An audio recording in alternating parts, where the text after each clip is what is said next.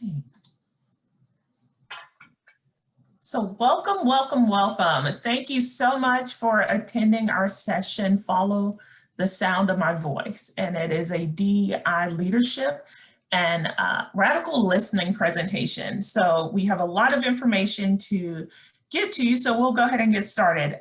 My name is Sarbeth Fleming. I am an Associate Dean of Admissions at Emory University, but prior to that position, I worked as a college counselor and was an affinity group leader at that particular high school, as well as served as the director of multicultural admissions at a couple of different universities. So I will be coming with that framework of my background. But what I want to do is turn it over to Judith Osborne, who is a guru in this field.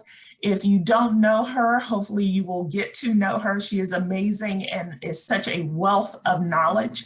So without any further ado, I want to turn it over to Judy. Who can turn down an intro like that? Thank you. Welcome, welcome everybody.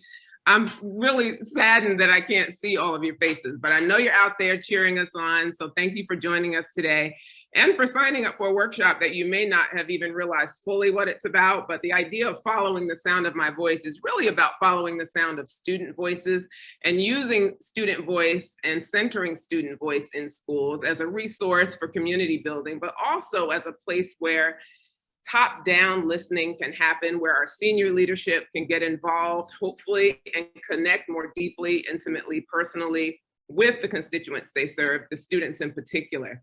So we are going to talk through a little bit today about what that looks like, and beginning with this idea of what does it mean to hold space? So the idea of listening and holding space, and I found a few quotes that I think help me remember what listening is about. And for all of us who work closely with students, how important it is to really do deep listening. Holding space, this is Angry Therapist John Kim mentions, holding space means to be with someone without judgment, donating your ears and heart without wanting anything back, practicing empathy and compassion, accepting someone's truths no matter what they are, allowing, accepting, embracing with two hands instead of pointing with one finger, to come in neutral and open for them and not for you. I also like what Listen First Project had to say, which was learning to listen requires constant practice and reevaluation, which is something I'm not sure I do often enough, but hopefully it'll inspire us to do more of it after today. And it is an acquired art, not an inherited capacity, and we often fall short, and indeed that is true. And the premise that Elena Aguilar mentions, that it's the premise that people really can solve their own problems, and it is our role to listen and to kind of help them and point them in that direction, versus believing we have all the answers all the time. Another important thing before we go more deeply is this evolving language and experiences in our schools. As you know, even a term like BIPOC, right, like this identifier, is new, is relatively new. And even if you think about LGBTQ plus experiences and trans identities, there's a lot of shifting language. And one thing that's super important is that we stay up on what that language looks like, not only for our own benefit, but really so that we engage students in ways that help them feel more connected, because the last thing any educator or anyone in a school wants is for the young people to one up them, right? Like to be in a space, and they feel like they know more, and we want to be able to engage and meet them where they are. And some of that means just practicing and reading and staying tooled up on changing language. And as identities shift and become more complex, and the brain evolves and learning styles change, and we learn more about those learning styles, there's also historical factors, family dynamics, socio-political context, first generation, experiences. So young people, as you know, are bringing all of this into the spaces, but adults are also. I remember being young and impressionable and wondering who really sees me. So the idea of being a lens crafter, how we see and hear other people, how we engage with them, and what those engaging moments, how they impact us going forward, even as adults. And so these two adorable folks, there's Sarbeth on the left, and me on the right. Sarbeth, how old were you there? Oh, I don't hear you, but. I was about 3. Okay. Maybe 2.5, 3. And I'm 6 with the wacky bang. No commentary on the hair. But I was about 6. And one question that always came to me was, who really sees me, even at that young age? But even as I got older, I remember a guidance counselor seeing me when I was in high school and noticing that I wanted to be a writer. And we had very few conversations, but I do know that somehow miraculously, she submitted my name to some local scholarship at the local paper. And then the next thing I knew, I got a phone call saying, hey, come down for this interview. I didn't even know what it was about. And I went, and sure enough, I got kind of this scholarship, the newspaper. I interned there during college. They hired me right after college with no interview or anything necessary. And I worked there for 4 years. So that was the launch kind of my journalism career. And I attribute all of that to the idea that this counselor, and she had such a high caseload, that she saw me, she knew what I was interested in. She understood that I was the student that had all the zeros on the financial aid form, like 0, 0, 0, very low income, but very high aspirations. And so I thank counselors and folks who are in your positions and leaders in schools who notice children and who really believe in children and believe in their potential, and even take steps further to get out in front of them, to kind of pave the way for them and to submit forms on their behalf and to really kind of cheer them on. And that's amazing, right? Judy, we would hope that all students would have an experience like that.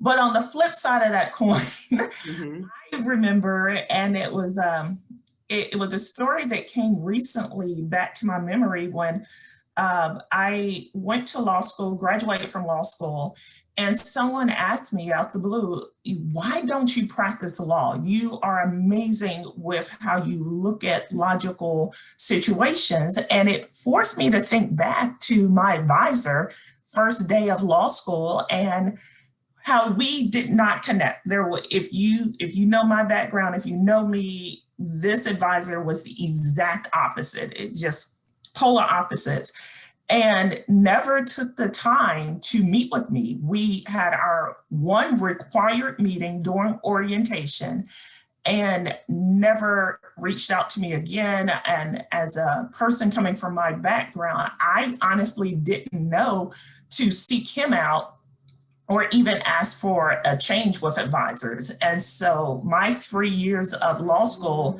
he met with me the required 10 minutes during orientation. But I was so thankful and fortunate that the Dean of Admissions took an interest in me, and they are still one of my closest confidants, my mentor in this field. But like Judy mentioned, someone who got her interested in journalism and writing, that person took that interest in me, even though they were not slated to. They weren't my advisor, they didn't teach me in the class, but just saw me and helped me navigate the current field that I've been in for more than 2 decades. And so it is very instrumental, never knowing how your interaction with a person will change their entire landscape. So one thing we wanted you all to put into the chat, and we'll see it and I'll read it out, is thinking back to the first time that you had an encounter with a Black or Indigenous, like Judy said, terminology is always changing, with a Black or Indigenous person of color as a teacher, someone who you went to class with, and they were your instructor. And if you put that in the chat, that would be great. And then thinking a step farther, when was the first time that you had a Black male teacher? And we ask these questions because when we are younger, that really shapes how you see individuals. And so some people may have experienced that first grade, second grade. I was fortunate, third grade, who my first Black female teacher who looked like me, and actually I mean that literally because she was my cousin. And so, but some people I know will say, I've never had a male teacher, or I didn't a Black male teacher until I went to college. So thinking about that memory and motivation and how we are shaped based off of those interactions. And some person in somebody in the chat just mentioned, I'm a white woman and I did not have any instructors of color until college. And so how, looking back at your psyche and your memories, did that impact you? How do you think it impacted you? Someone else, a white male who said, my first Black male teacher wasn't until college. My first Black female teacher was in high school. So again, thinking of those memories, a Black woman just mentioned second grade is when she had her first Black teacher. College for her first Black male teacher. And the last one I'll read before we keep going, because it's true. And I'm going to read it verbatim. I am so old that I have never had a Black teacher, period. Not in high school, not in college, not in grad school. I have had instructors in workshops who were Black, but never as an official teacher. And so thinking about that and how that shapes us is important. So important. And when we talk about memory as motivator or as motivation, it really does connect to how we teach now, right? Like our experiences as young people. And we're going to watch a very short video, about 3 minutes, of some young people just talking about different aspects of their identity at the age of 12, which I think is another critical year for young people. So let's listen a little bit. And as you're listening, try to keep in mind all of the different identity markers that come up for each of them. And some of them are are examples of intersectionality. There are different layers and multiple identity markers, but let's pay close attention to see kind of what comes up for them. And then we'll come back with you in a moment. I'm from Haiti and Nigeria. Like 3 things, like I'm Dominican, Puerto Rican, and Black. I'm biracial. I have an African-American father and an Irish-American mom. My name's Rami. I'm Muslim. I'm Indian, British, Scottish, and American.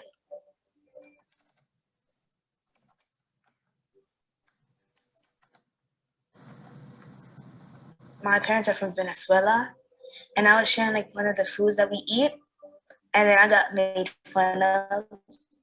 They were like, "What is that? Oh, ew, what is that?" And like I cried because I felt like, oh, there's something wrong where I'm from.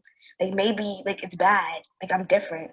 I am an African-American adopted girl, only child, and I live with my 2 dads. I remember when I was younger, I went with my family to a restaurant, and they made us pay in advance just in case we like didn't pay afterwards, and that was kind of upsetting. You start to notice that people are different, and you have comments. They might be racist or they might not be, but by the time you get older, you know that it is racist and you should stop. I feel a little scared about if I, just walk down the street, cops might just think I'm doing something bad. And then if I try to explain to them, they won't listen and then just start doing terrible things to me. I think there's like this anxiety that kind of comes with being biracial, like that kind of eats away at you. Like almost like you have to prove yourself like that you're one or the other. Like, for example, like I hear the phrase, "You're not Black" all the time. People sometimes think that I'm supposed to like talk ghetto or like whatever that is. Oh, she's uneducated because she's African American. Because I'm Hispanic or Latino, I can't have like a lot of money. Just this weekend, I went with my friend to Urban Outfitters and we were shopping, and I really wanted to try on this dress. And then this lady that was just like there, she was kind of like watching me, and I'm just like, I'm not gonna steal it or anything. I think white privilege is the idea that in your everyday life you're getting treated differently and sometimes with more respect, or people just trust you more, or they have certain expectations of you, like you might be smarter, you might be wealthier, because you're white, it makes me feel guilty sometimes, even though it's not my fault. Like, I feel guilty for having a privilege that, like, I don't deserve. If I was ever like the mayor or something that controls the policeman, I would want to go out and look in the neighborhoods where there are people that's very friendly, so you can pick them instead of like these guys that's just doing all this training. It's better to pick people that's more minded with the community than to just pick some new guy and get on the street. Like, it's just not gonna work out. We have like these kids from, they're Ecuadorian, and they get made fun of because they look Mexican, and they get told on a daily basis, oh, you like tacos? Oh, you like churros? How come I saw your mom on the corner selling ices? Like, it's like, I feel bad for them personally, because I'm like, wow, like, they're not, and like, even though they tell them I'm not Mexican, I'm Ecuadorian, they still get teased.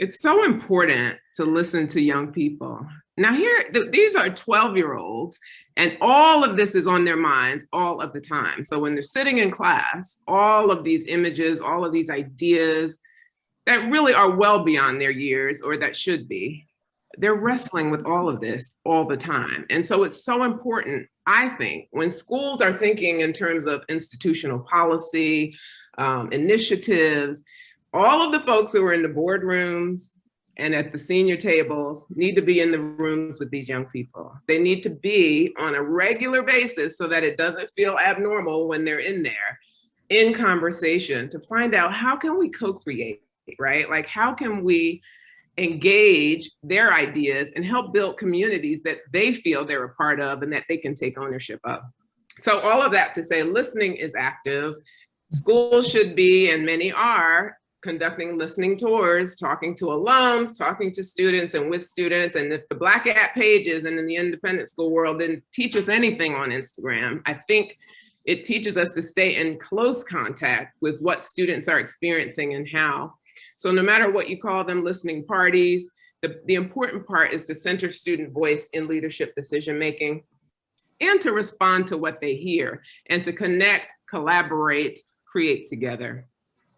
And what happens when we don't? Common pitfalls from my perspective, and Sarbeth and I have talked through these, the idea, what happens when we don't do it, or what are the reasons that many schools and individuals don't connect as much to really delve into these issues with young people? They might feel that, well, I feel that they're losing sight of the mission. That's why we're here, right? Like, we're in schools to really figure this out with people, with young people.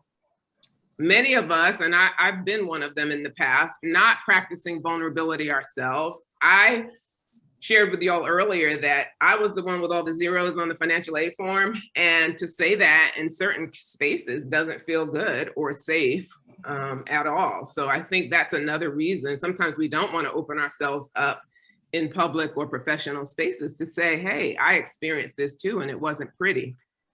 Competing against limited time. Sometimes we're figuring out, well, when do we, form a meeting to have this? And it has to be a formal, orchestrated event, when really, I think there are ways that we could come up with that are pretty creative, that are, that will have us in community and in proximity with the young people more regularly, even throughout the day at the lunch table or what have you.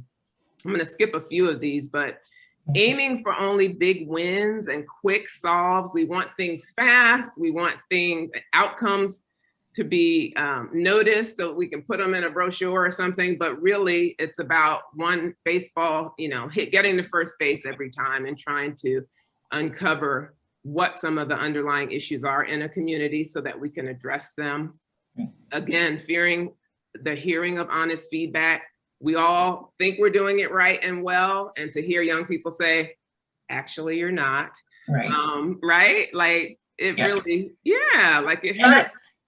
I think one thing, and that honest feedback, right, Judy, is so Yeah. important and so helpful. I know, and like you said, the terminology is always evolving. It's not a 1 + 1 = 2 always. And so I remember having a meeting with a student last year. Mm-hmm. I said, "Oh, so what are your preferred pronouns?" Mm-hmm. And they said to me, "When you say preferred, it seems I have a choice versus you just asking, what are my pronouns?" I had no clue. But instead of being defensive and thinking, well, this is what I was told to ask, or this, I said, thank you so much. Listen, I never thought about that.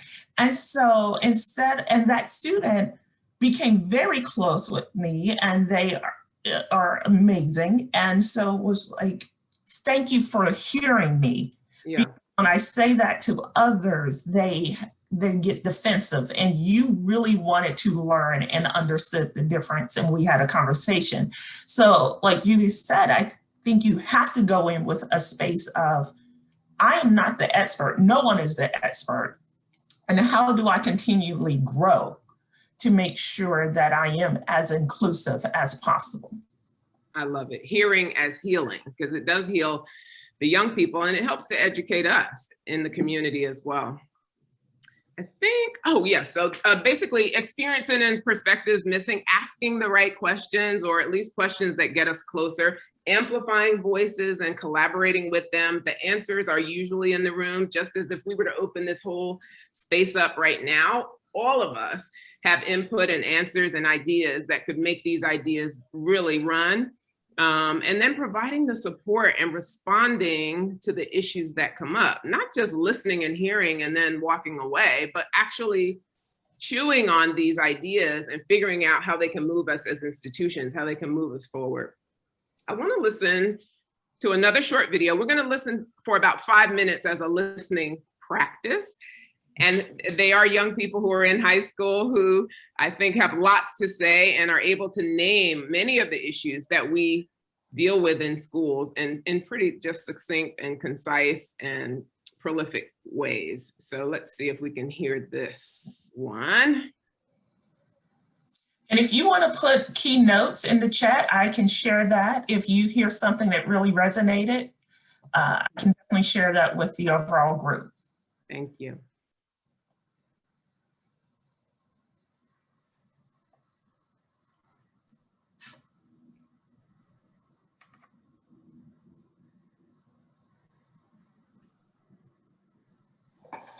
There are things in my school where there will be 3 Black kids in the class, and after the first little quarter, you'll get your work done. You have pretty good grades, but the teacher will be like, so pulling the 3 aside, you guys need to separate from each other. You're distracting the class. There might be 3 white girls in the back laughing the entire class, and the only thing she'll say is be quiet.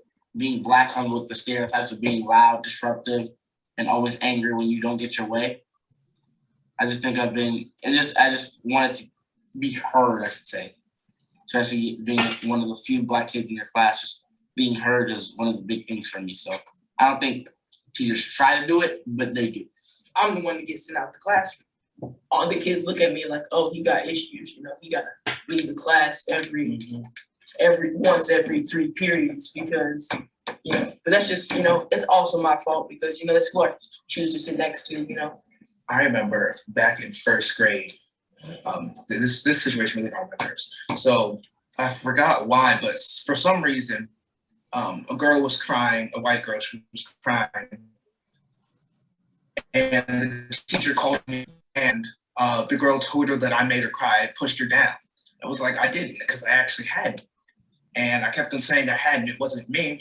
And I guess the girl didn't know exactly who it was, or she thought it was me. But then the teacher took her word for it. And I got sent to the office. And that was one of the things at such a young age where I was just like, wow, why exactly? So I told my parents, there's something going on at school, gym teacher. And my mom, she was like, you want me to go over there? I'm like, no, I don't. Because it's gonna have a bad effect on the looks of me and her. Because she's gonna go over there, the angry, mad Black woman, and then the teacher's gonna get stereotyped of her, and then she was like, oh, that's why he's doing bad at school, or that's why that. And so I try to like fix it on my own and to like get back at the teacher and to let them know like I'm not really thinking. One of the things that bothered me was my teachers would grade me differently based on this is at first, they would maybe grade me a little bit easier based on the color of my skin than they did my white counterparts. And I felt like as teachers, they had internalized the belief that because I'm Black, my expectations of the type of work that I could do was less than maybe some other students. So when I walked in the room, they automatically thought that the work that I was going to do maybe wouldn't have been as articulate or as progressed as some of the other kids, just based off of the way I look. And that's how are Black kids coming in after me supposed to feel if their history, English, math, science teachers, when they first walk in, believe that they're not as smart as other kids. I know I'm smarter than the teacher thinks. So I'm gonna take, what they give me, and I'm gonna take advantage of it and turn it around into that A or that B plus that the teacher didn't think I could get. Or if they need this extra help that I know I don't need, you say, okay, thank you, but you finish it before everybody else does, and it just slaps the teacher in the face. No matter how many Lee Armstrongs there are, no matter how many James Baldwins there are, we're always going to be looked at different, always, just because of our skin color. We are in shackles, but they're just gold-plated, so it looks like, we are okay. But at the end of the day, like we're always going to be shackled up into that category. That's just how it is. I feel like they like take Black people and then they're like, here you go, put you in this box. This is how you're supposed to act. You can't come outside of this because you can't act this way. This area right here, this is white, so you have to stay inside the Black box.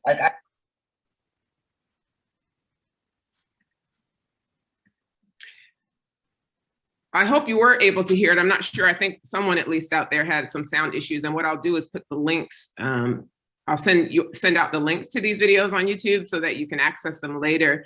But I hope you got to hear some of what these young people were expressing in terms of their experiences in classrooms, their perceptions about the world, how they're seen and heard or not. And all of this they're carrying with them while they're in math and science and English class, right? Like, so there's this notion that we're in there focused on one thing, but perhaps we're not, because all of these ideas are floating in our minds the whole time, and that they really do shape how we see the world and often how we perform. What's interesting to me is how well they're able to name all of the things that we've put in books around psychology and normatives around identity, and they're able to name every single one. They talk about stereotype threat and implicit bias on parts of teachers. They talk about grading inequities, stereotypes and outcomes, socioeconomic disparities, and that sense of belonging that we're all writing about these days, but they're able to name them. So one 5-minute session with young people could definitely enlighten administrators and help them, really, all of us, to understand them better, but to respond to their needs so that they're not leaving and then their memories as alums are all of these things that help really, that really forces them to have to rethink what their whole high school experience was, right?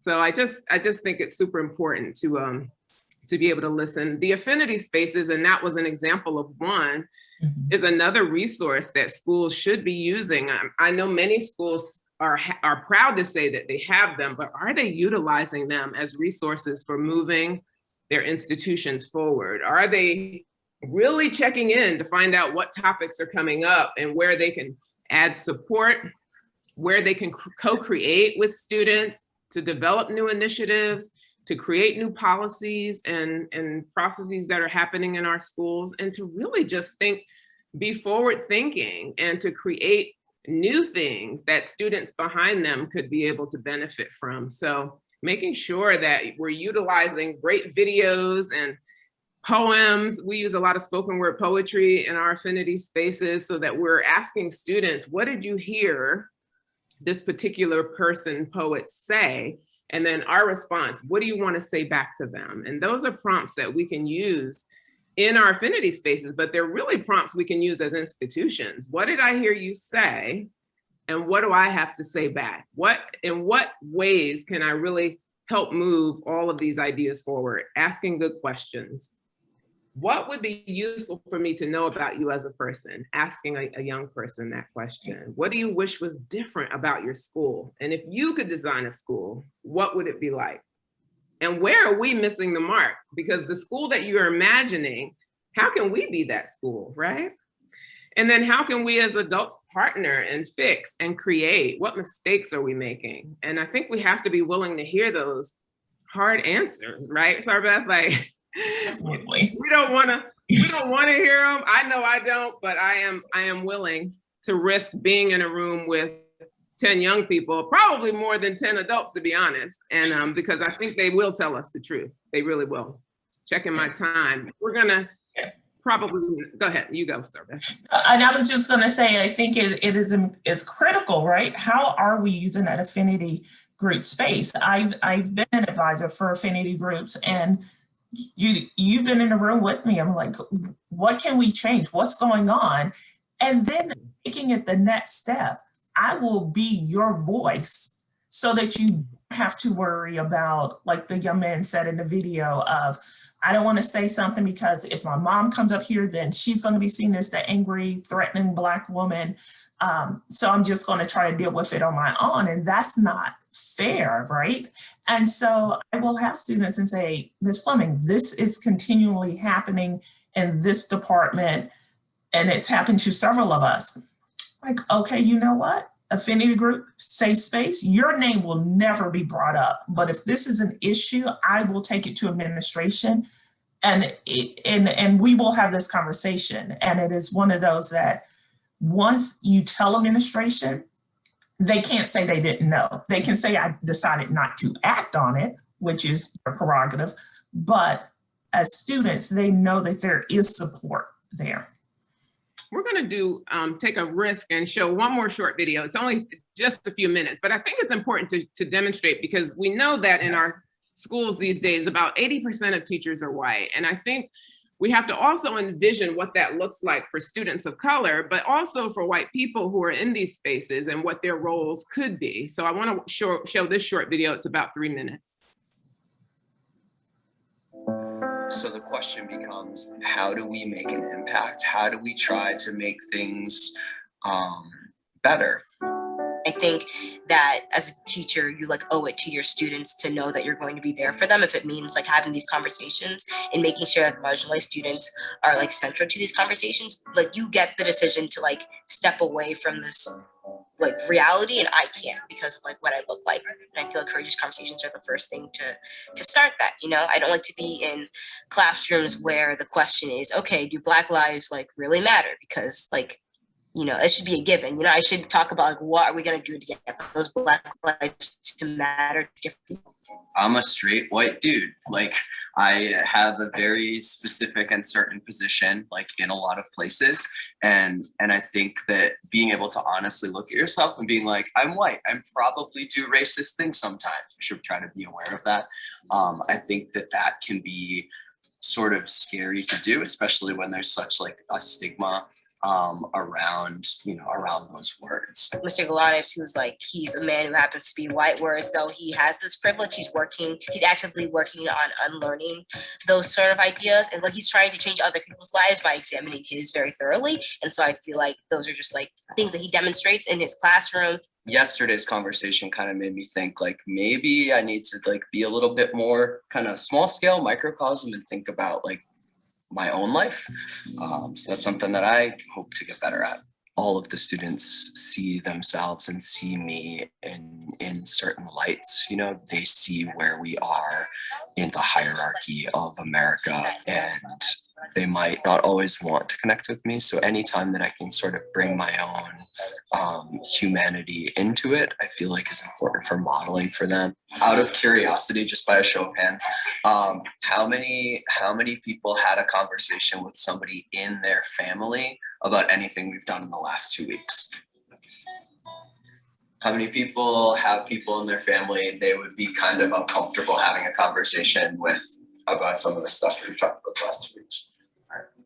when you take that a step further and you're letting yourself be vulnerable and you're letting yourself have conversations that are hard or conversations that people don't typically have, I feel like that changes things. And we had students say that after one of these conversations, saying like, I never talk about this type of stuff with people outside of my culture or outside of my race.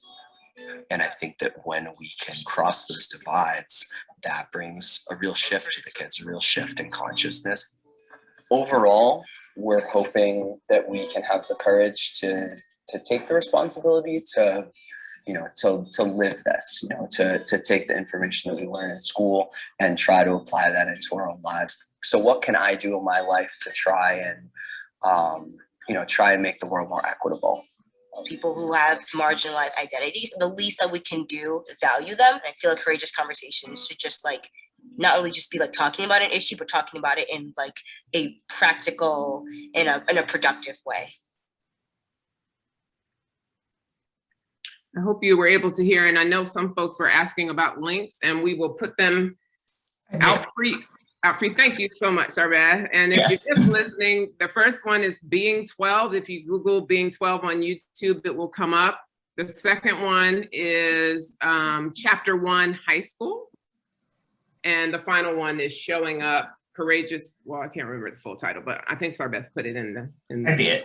Thank you all. Thank you all so much. Okay, so what do we do with, what are some action items that we walk away with? Because everyone needs them when we leave a workshop, right? Designate the time, listen firsthand, identify key issues. Facilitator training goes a long way too. Learning to ask the good questions and to moderate conversations. Report when appropriate. Just as Sarbeth just mentioned, when something comes up in a group that is of value, the administrators need to hear about it immediately and they need to respond.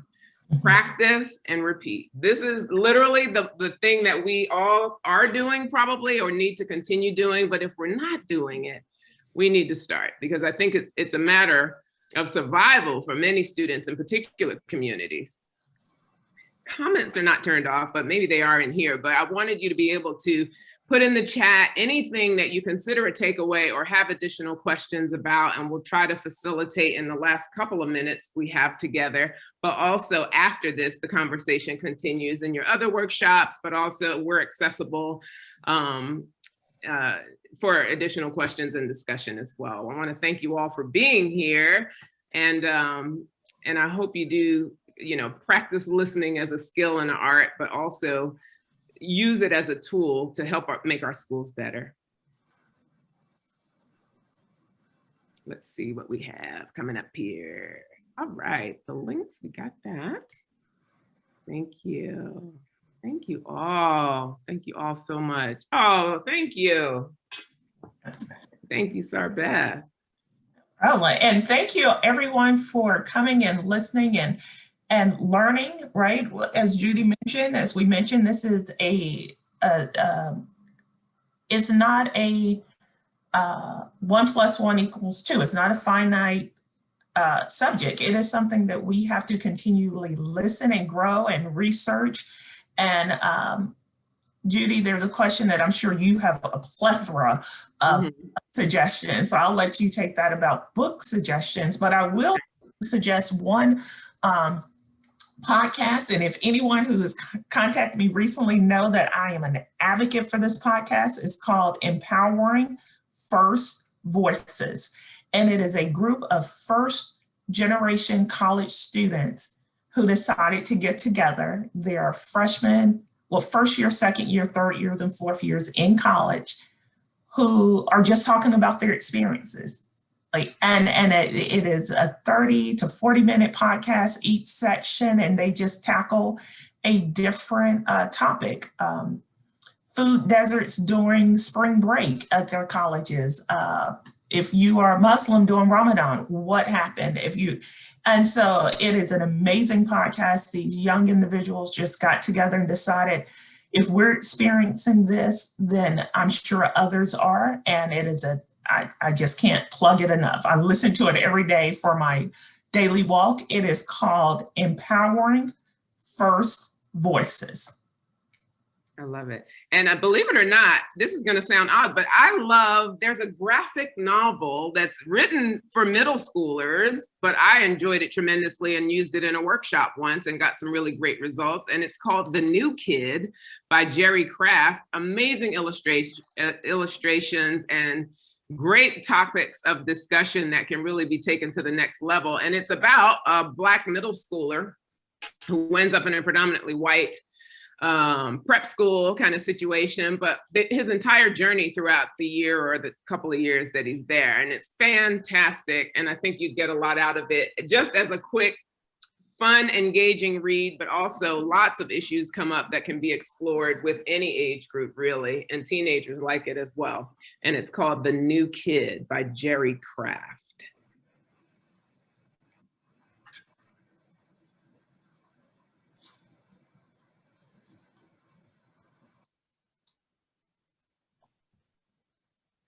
Well, if there is no more questions, I will say again, thank you so much for joining us. Do not forget about the wonderful sessions that are coming up. There is from 12:05 to 12:25, a hallway chat. There is 6 different sessions in Block D. So again, make sure that you go to Block D. Those are live sections, but if you go to the content page, there are pre-recorded sessions as well. And then in the afternoons, starting at 1:30, there's special interest groups and affinity groups. So please join those, listen, learn, and just engage in network. Thank you so much. Bye, everybody. Thanks so much. Woo-hoo!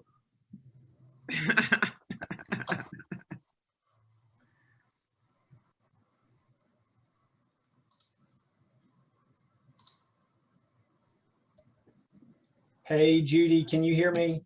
Yes, I unmuted you. Hey, I'm Tyler Peterson. We were exchanging emails before this session. Tyler, hi. I just want to say thank you. And this session was great. So I really appreciate you taking time out of your schedule to just pour into our organization. Thank you. Oh, thanks for inviting me. I appreciate it. It was really fun. Well, thank you and have a great day. See y'all soon. You too. Bye. Thank you, Sarbeth. All right, I will see you. Bye, hon. Talk to you later. Wonderful, like I knew it would be. You with my co-pilot. Apparently, that's not what my gift in life is, not to touch technology. Well, we'll celebrate. Love you, hon. Yes. Take care. Okay, Bye-bye. take care. Bye-bye.